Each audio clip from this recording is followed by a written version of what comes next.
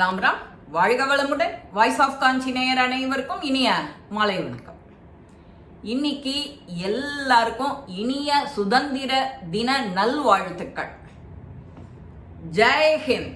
பாரத மாதா கி ஜெய். இன்னைக்கு என்ன பார்க்க போறோம்? இறைவனோட திருவடி. இறைவனோட திருவடி எப்படி இருக்கும்? எல்லாரும் அந்த திருவடியை போய் பற்றிக்கணும்னு பார்ப்போம். அதுக்கு தகுந்த மாதிரி ஒரு எளிமையா புரியக்கூடிய ஒரு கதை. அந்த கதையில இறைவனோட திருவடியை எப்படி நாம சேவிக்கிறது, எப்படி நாம பற்றிக்கிறது அப்படிங்கிறத பத்தி ஒரு கதை. ஒரு குளத்துல நிறைய மீன்கள் இருக்க. ஒரு மீனவன் தினம் வருவான், அந்த வலைய போட்டு மீன்களை பிடிப்பான். அந்த மீன்கள்லாம் பிடிச்சிட்டு போன உடனே மற்ற மீன்கள்லாம் ஒண்ணுக்கு ஒண்ணு பேசிக்கும். இன்னைக்கு நான் தப்பிச்சுட்டேன், நீ மட்டும் எப்படி தினம் தப்பிச்சுக்கிற? ஆனா மீனவன் வரும்போது உன் முகத்துல ஒரு சந்தோஷம் இருக்கே, நீ டென்ஷன் ஆகாம பயப்படாம இருக்கியே எப்படின்னு மற்ற மீன்கள்லாம் கேட்கறது. இது என்ன ரொம்ப சிம்பிள். நீ அந்த மீனவன் குளத்துல இறங்குவான் இல்லையா, குளத்துல இறங்கின உடனே அவன் காலுங்கீழ நான் ஒளிஞ்சுப்பேன். அவன் வலை வீசும் போது வெளியில இந்த பக்கம் தானே இப்படி தூக்கி வீசுவான், தன் கிட்ட கால் கிட்ட போட மாட்டான். அதனால இப்படி வீசி போடும்போது அங்க குளத்துல இருக்கிற மற்ற மீன்கள் எல்லாம் மாட்டிக்கும், நான் தப்பிச்சுடுவேன். இது என்ன பெரிய விஷயம், இது தெரியலையா உங்களுக்கு அப்படின்னு அந்த மீன் அவாகிட்ட எல்லாம் சொல்லி பரிகாசம் பண்ணி சிரிக்கிறது. நமக்கும் இந்த வாழ்க்கையில இறைவனோட திருவடியை பற்றுகின்றா எவ்வளவு நன்மை, எவ்வளவு எப்படி காவந்தான் நாம ஃபீல் பண்ணலாம். அவர் நம்மள காப்பாற்றுவார், நிச்சயம் கைவிட மாட்டாருங்கிறது நிச்சயத்துக்கு நிச்சயம் உண்மை. இது சத்தியம். இது ஒரு சின்ன கதை தான். ஒரு மீனுக்கு இருக்கிற அறிவு நமக்கு இருக்காதா என்ன? இருக்கணும். அது போலதான் இறைவனோட திருவடிக்கு அருகில நாம எப்போதுமே நின்னுண்டு அவரோட சரணம் சரணம்னு சொல்லிகிட்டே இருந்தாலே நம்மளுடைய கர்ம வினன் சொல்லிட்டு இருக்கோம்ல, அதோட பாதிப்பே இருக்காது. கர்ம வினையோட பாதிப்பு இல்லாம இருக்கணும்னா இறைவனுக்கு பிடிச்ச விஷயத்த பண்ணணும். இறைவனுக்கு பிடிச்ச விஷயத்த பண்ணணும். இறைவனை சந்தோஷப்படுத்தணும். அவரை எதை செஞ்சா சந்தோஷப்படுத்துவார்? எல்லார்கிட்டையும் அன்பு காட்டணும். யாரானு அன்னதானம் சாப்பிடல அப்படின்னு சொன்னா அவருக்கு கொடுக்கணும். யாரானு ஒருத்தர் உதவின்னு கேட்டுன்னு வந்தா செய்யணும். இதெல்லாம் செஞ்சாலே போறோம். நீ சகசரநாமம் சொல்லணும், நாமா சொல்லணும், ஆடணும், பாடணும், எதுவுமே அவர் எதிர்பார்க்கல. இப்படி இருந்தா போறோம். அவருடைய இறைவனுடைய திருவடி நமக்கு தான், அது நமக்கே நமக்கானது. ஒரு தரமும் இந்த மீனவன் வரும்போது நீ எப்படி சந்தோஷமா இருக்கன்னா நாமளும் சந்தோஷமா இருப்போம். உனக்கு என்ன துன்பம் வந்தாலும் என்ன ஒரு பயம் வந்தாலும் வாழ்க்கையில நாம எதை கண்டோம் பயப்பட மாட்டோம்.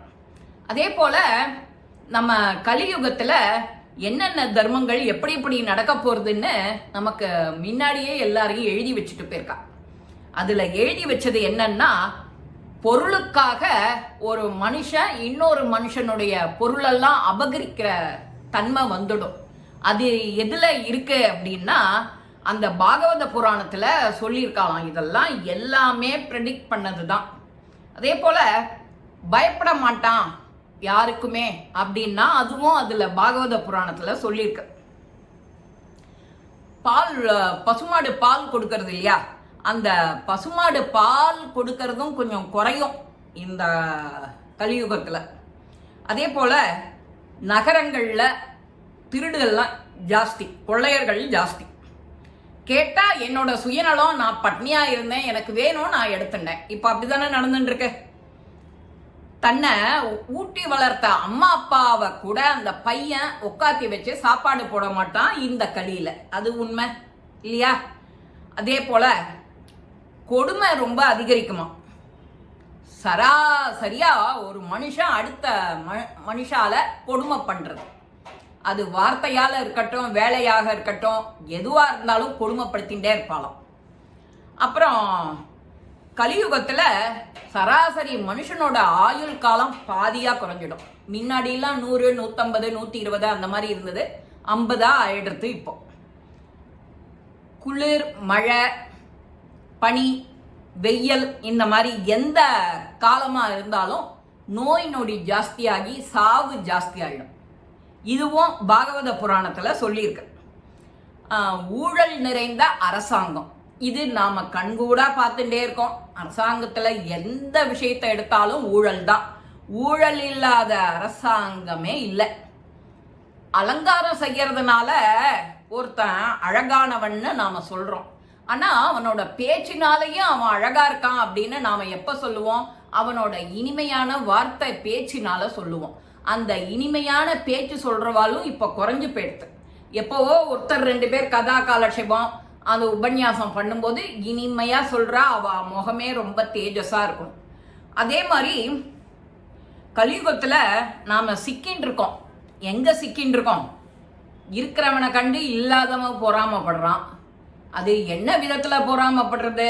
அவனுக்கு என்னெல்லாமோ பண்ணிவிடலாம் அப்படிங்கிற மாதிரி பில்லி சூனியம் வைக்கிற அளவுக்கு கூட அவன் பேடுறான். அதுதான் ரொம்ப பயங்கரமான காலம் இந்த கலிகாலம். அதே போல ஆணும் பெண்ணும் இந்த உடல் சுகத்துக்காக அதுக்கு மட்டும்தான் இருப்பா அப்படிங்கிற மாதிரி ஆயிட்ட காலம். அதுவும் உண்மை தானே. முன்ன இந்த கூட்டு குடும்பங்கிற இதுவே அமைப்பே இல்லை, லிவிங் டுகெதர் ஆயிடுத்து. இப்போ அதுல ஒத்து போனா அப்புறம் பண்ணிக்கலாம் அப்படிங்கிற அளவுக்கு ஆயிடுது. இந்த கலியுகத்துல செல்வம் மட்டும்தான் ஒரு மனுஷனை மதிப்பு செய்யும். அதுவும் ரைட்டு.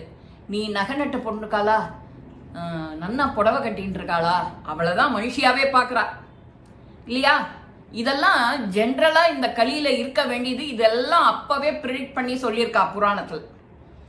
கலியுகத்துல உண்மை, தூய்மை, அன்பு, பொய், பித்தலாட்டம் இதெல்லாம் தான் ஜாஸ்தியா இருக்கும். இதெல்லாமே இருக்காது. தூய்மை, அன்பு இதெல்லாம் இருக்கவே இருக்காது. நோய் நொடி தான் ஜாஸ்தியா இருக்கும். அதுவும் ஞாபக சக்தியா ரொம்ப குறைஞ்சே போயிடும். ரைட் தானே? எல்லாரும் என்னெல்லாமோ திருட்டு வழி குறுக்கு வழியில தானே போய் எல்லாம் பண்ணலாமா, ஈஸியா பண்ணிடலாமான்னு பாக்குறா. கோவிலுக்கு போனா கூட கியூல நிக்கிறதுக்கு ரெடியா இல்லை. ஒரு ஸ்பெஷல் என்ட்ரன்ஸ் இருக்கா, சுவாமிக்கே காசை கொடுத்துட்டு பார்த்துட்டு வரோம். ஏன்னா அப்படி ஆயிடுத்து நிலைமை. எங்கேயுமே பொறுமை இல்லை. எல்லாருக்கும் சகிப்புத்தன்மை, பொறுமை இல்லை. இதையும் பாகவத புராணத்துல மென்ஷன் பண்ணியிருக்கா. இந்த புராண விஷயங்கள்லாம் உங்களுக்கு பிடிச்சிருக்கும். எல்லாருக்கும் இனிய சுதந்திர தின நல்வாழ்த்துக்கள்.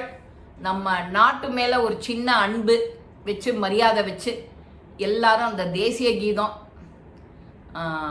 அதெல்லாம் பாடி அதுக்கு மரியாதை கொடுத்து நாமளும் நம்மளை வசதிக்கணும். இந்த கலியில பாகவத புராணத்துல சொன்ன இது குறைகள் எல்லாம் நிவர்த்திக்கணும். இந்த பதிவு உங்க எல்லாருக்குமே பிடிச்சிருக்கோம். லைக் பண்ணுங்க, ஷேர் பண்ணுங்க, பெல் பட்டனை கிளிக் பண்ணுங்க, சப்ஸ்கிரைப் பண்ணுங்க, கமெண்ட்ஸ் பாக்ஸ்ல கமெண்ட்ஸ் போடுங்க. ஸ்ரீ மகாபெரிவா திருவடிகளே சரணம். நல்லதே நடக்கும். ஆனந்தமா இருப்போம் நண்பர்களே. வாழ்க வளமுடன்.